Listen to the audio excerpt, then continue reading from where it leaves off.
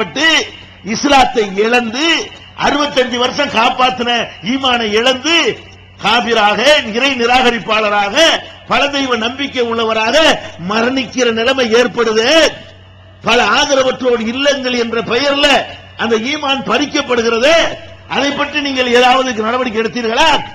எங்களை எதிர்ப்பதற்கு எடுக்கிற முயற்சியில அது கொஞ்சம் எடுத்திருக்கலாமே. நாங்க எடுத்தோம். என்ன எடுத்திருக்கிறோம்? இத்தனை ஜமாத்துகள் இருந்தும் செய்யாத ஆதரவற்றோர் இல்லம், முதியோர் இல்லம் எல்லாமே இலவசம். அவர்களுக்கு உணவு வசதி எல்லாமே, மருத்துவம் எதுக்கும் கட்டணம் இல்லை, எல்லா மதத்தவரும் சேரலாம் என்று ஆதரவற்றோர் இல்லம் அமைச்சிருக்கிறோமே. இதே மற்றவங்க செய்யல, இதை நாங்க செய்யறோம். யோசிச்சு பார்க்கணும். ஏன் மற்றவங்க இதை செய்ய முடியல?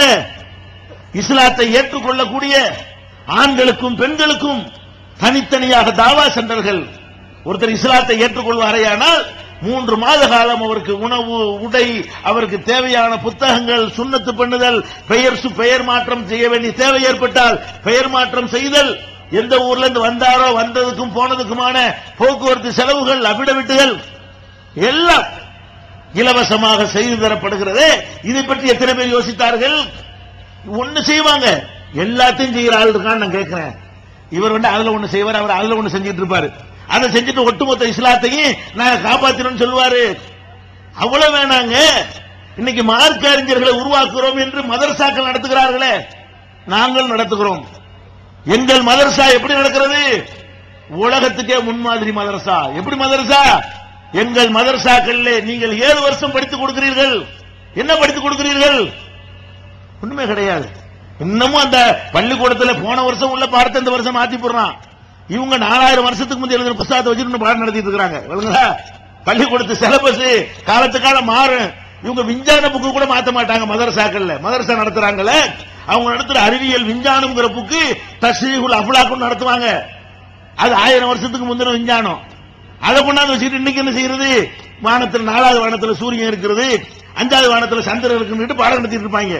இப்படி மூளையை மழுங்க செய்கிற பாடம் நடத்தி கொண்டிருக்கிற நேரத்தில் எங்கள் மதரசாக்களில் நாளை வருடத்திலே படித்துவிட்டு வெளியேறுகிற மாணவர்கள் கம்ப்யூட்டர் ஆபரேட் பண்ணக்கூடியவர்களாக, புரோகிராம் எழுதக்கூடியவர்களாக, ஆங்கிலத்திலே சரளமாக உரையாடக்கூடியவர்களாக, அரபு மொழியிலே எழுதவும் பேசவும் தெரிந்தவர்களாக, இப்படி பல பெரிய இந்த படித்துவிட்டு எந்த நிறுவனத்திலும் வேலை பார்க்கிற அளவுக்கு கல்வி தகுதியை வளர்த்துக் கொண்டவர்களாக வெளியேறுகிறார்களே, அந்த மாதிரி எல்லாம் நீங்கள் கவனம் செலுத்தி இருக்கிறீர்களா? அதுல கவனம் செலுத்துறோம். அதே மாதிரி அவ்வளவு வேண்டாம். நோன்பு பெருநாள் வருகிறது. அந்த பெருநாள்ல ஏழைகள் எல்லாம் பெருநாள் கொண்டாடுவதற்காக இஸ்லாத்தில் ஃபித்ரா என்று ஒரு தர்மம் இருக்கிறது. எல்லாத்தையும் திரட்டி ஏழைகளை தேடி சென்று அவங்களுக்கு தேவையான உணவுகளை கொடுத்து நாம பெருநாள் அன்னைக்கு சந்தோஷமா இருப்போமே, அது மாதிரி இந்த சமுதாயத்தில் உள்ள ஒவ்வொரு ஏழையும் அன்னைக்கு பட்டினியா இருக்கக்கூடாது. நம்ம சாப்பிடுற அதே உணவை அவனும் சாப்பிட வேண்டும் என்பதற்கு ஃபித்ரா என்று ஒரு தர்மம் இஸ்லாத்தில் இருக்குது. இதை நடைமுறைப்படுத்தினார்களா? நாங்க படுத்துறோம். எப்படி படுத்துறோம்?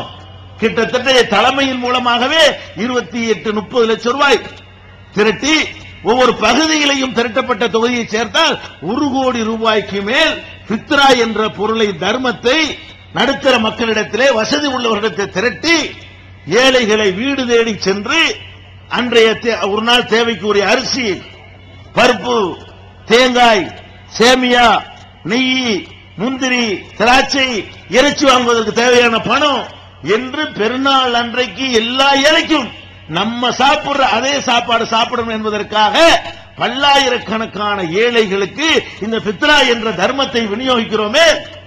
இதையெல்லாம் சிந்திச்சாங்களா? இதை பத்தி எல்லாம் பேசினாங்களா? இல்ல. எது மட்டும் பேசுவாங்க? நம்ம ஒரே இலக்கு, இவர்கள் செய்யற ஒரே சமூக சேவை என்ன? தௌஹீத் ஜமாத்தை எதிர்க்கிறது.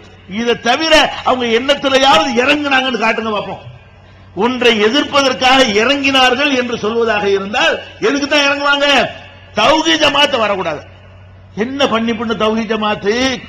ஒரு ஊர்ல தௌஹீத் ஜமாத் வந்த பிறகு என்ன ஏற்பட்டு போச்சு? இன்றைக்கு ஆம்பூர்ல எத்தனை பிரச்சனைகளை தௌஹீத் ஜமாத் தீர்த்து வைத்துக் கொண்டிருக்கிறது. சுன்னத் ஜமாத்துக்காரர்கள் அங்க போங்க, அவங்க தான் கரெக்டா செய்வாங்க என்று சொல்ற அளவுக்கு மாறி இருக்கா இல்லையா? ஒண்ணு தைரியமா செய்ய முடிஞ்சா செய்யணும். இல்லாட்டி முன் வச்ச கால பின் வைக்காத ஒரு ஜமாத் இருக்குது. அதை ஆதரிக்காட்டில் எதிர்க்காமையாக இருக்கணும். அந்த வேலையை நாங்கள் செய்து கொண்டிருக்கிறோம். சுனாமி வந்தது. சுனாமியில ஒரு தினமணி போன்ற பத்திரிகைகள், பெரிய நாளிதழ் கூட 50 லட்சம் ரூபாய் வசூல் பண்ண முடியல.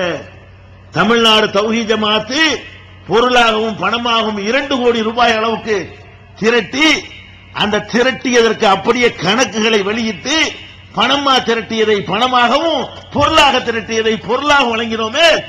இது மாதிரியான காரியங்கள்லாம் செய்யக்கூடிய ஒரு ஜமாத்தை பற்றி தான் இன்னும் சொல்லிக்கிட்டே போகலாம்.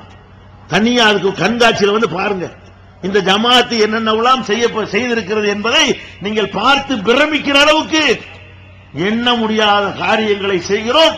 இன்னும் புதிதாக திட்டங்களை வகுத்துக் கொண்டே இருக்கிறோம். இந்த சமுதாயம் நல்லா இருக்க வேண்டும், இந்த மக்கள் நல்லா இருக்க வேண்டும், இம்மையிலும் நன்றாக இருக்க வேண்டும், மறுமையிலும் நன்றாக இருக்க வேண்டும் என்று செயல்படுகிற ஒரு ஜமாத். இதையெல்லாம் பார்க்காம என்ன சொல்றாங்க? அல்லாஹ்வே இல்லங்கிறாங்க. அடே, அல்லாஹ் இல்லைன்னு சொல்றவன முஸ்லிமா பிறந்து நீ சொன்ன பொய்யான மார்க்கத்தினால இஸ்லாத்தோடு ஓடி போய் அல்லாஹ் இல்லைன்னு சொன்னானே, அவனுக்கெல்லாம் அறிவுபூர்வமா விளக்கம் கொடுத்து அல்லாஹ் இருக்கிறான்னு சொல்ல வச்ச ஜமாத் இது. தெரிஞ்சுக்க, அல்லாஹ் இல்லைங்கிற ஜமாத்தா? நாங்களே நீ உங்களுடைய பொய்யான மார்க்கத்தை கற்றுவிட்டு ஒரு காலத்தில் நாத்திகத்துக்கு போனவர்கள் தான். நாத்திகத்துக்கு நீங்க சொல்ற அந்த மார்க்கத்தை, நீங்க குர்ஆன்ல இல்லாததை, நபிகள் நாயகம் சொல்லாத கட்டுக்கதைகளை எல்லாம் மார்க்கம் என்று சொன்னீர்கள். அதை கேட்டா ஒருத்தன் அல்லாஹ் இல்லைன்னு சொல்லுவான். அந்த நிலைக்கு சமுதாயத்தை கொண்டு சென்றீர்களே. இன்றைக்கு இளைஞர்கள் மார்க்கத்தில் பிடிப்பா வர்றான், படித்தவர்கள். அன்னைக்கு என்ன பள்ளிவாசலுக்கு யார் வருவா? நாளைக்கு சாவு போவாரு, அவர் தான் வருவார். பள்ளிவாசல்ல யார் வருவான்னு கேட்டா யார் வருவா?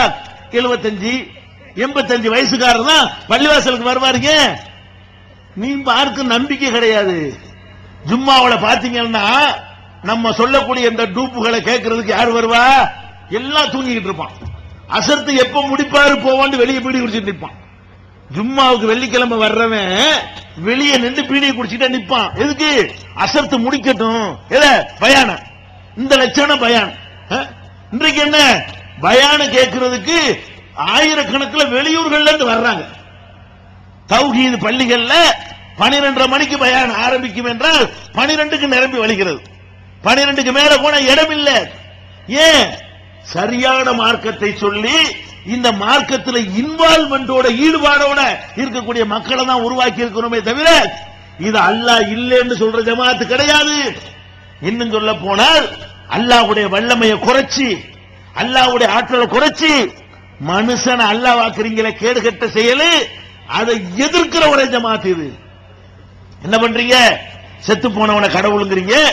உசுரோட இருக்கிறவன் பெரிய தாடியும் பெரிய ஜிப்பாவும் போட்டு வந்தா அவர் தான் கடவுள் காலில் போய் உழுவுறீங்க. அவரை தொட்டம்னு சொன்னா நமக்கு பவரை ஏத்திருவாருங்கிறீங்க. என்ன பவரை ஏத்துவாரு? இதுதான் இஸ்லாமா?